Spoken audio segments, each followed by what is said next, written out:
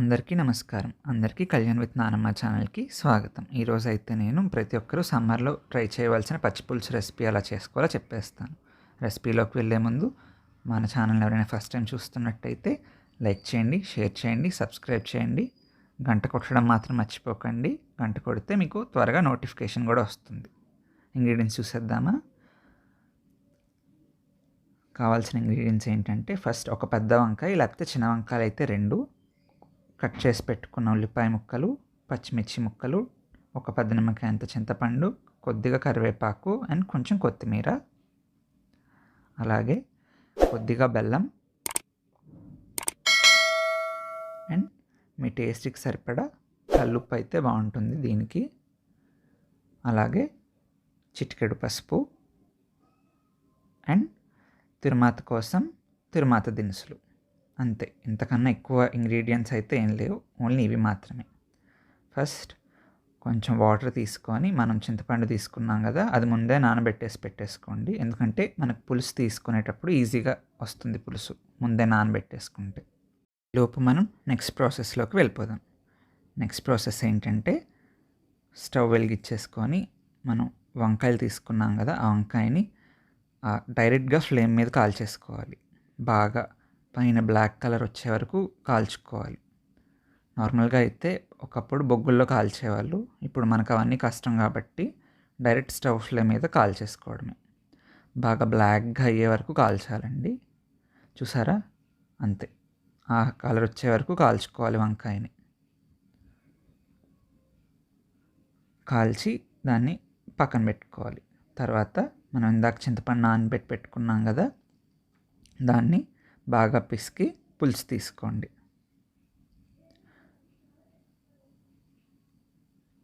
నానబెట్టుకున్నాం కదండి, సో పులుసు ఈజీగా వచ్చేస్తుంది.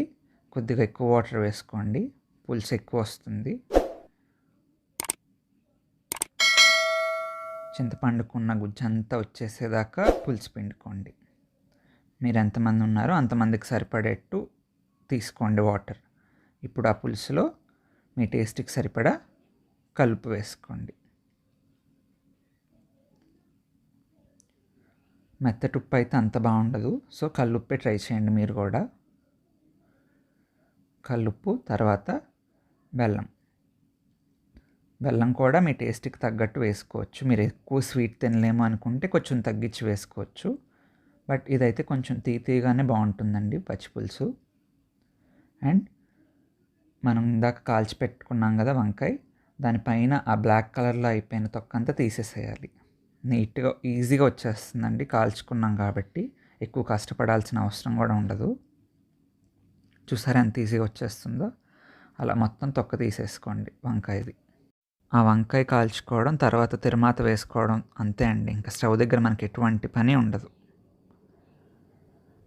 ఇప్పుడు మొత్తం తొక్క తీసేసుకున్నాక ఆ వంకాయ కూడా పులుసులో వేసుకొని బాగా పిసికేసుకోండి.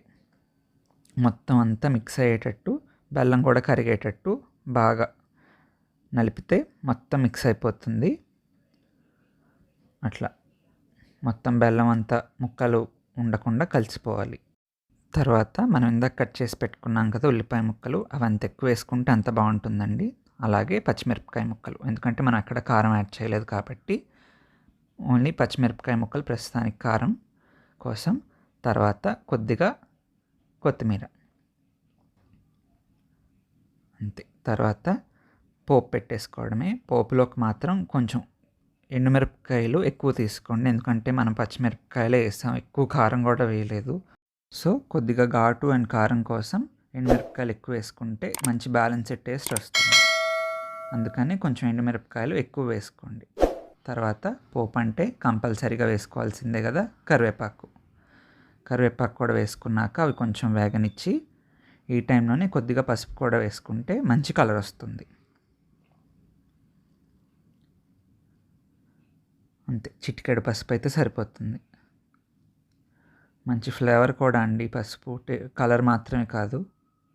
ఇప్పుడు ఈ పోపుని తీసుకెళ్ళి మనం ఇందాక పులుసు చేసి పెట్టుకున్నాం కదా, అందులో కలిపేసుకోవాలి. చూసారా?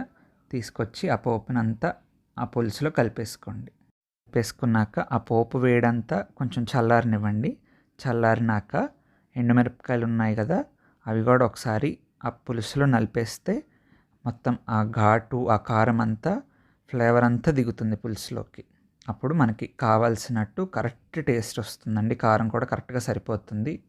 దీనికి సపరేట్గా మనం కారం అట్లా ఏం వేయవసరం లేదు. చూసారా, అట్లా నలిపేస్తే మనకి కావాల్సినట్టు కారం కూడా వస్తుంది.